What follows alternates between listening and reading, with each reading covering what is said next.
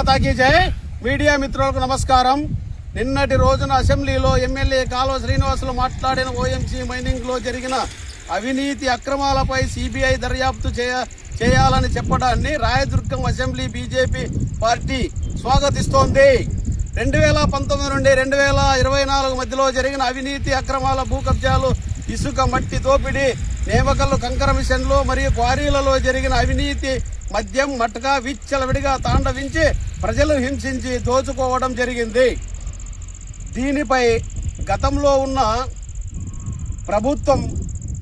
ప్రభుత్వం చేసినటువంటి తప్పులపైన CBI enquiry ప్రతి ఒక్క దానిపైన, మైనింగ్ పైన అయితేనేమి, ఇసుక దందా పైన అయితేనేమి, మద్యం దానిపైన అయితేనే ప్రతి ఒక్క దానిపైన సిబిఐ దర్యాప్తు చేసి తప్పు చేసిన వారిని శిక్షిస్తేనే కూటమి ప్రభుత్వానికి మంచి పేరు వస్తుంది.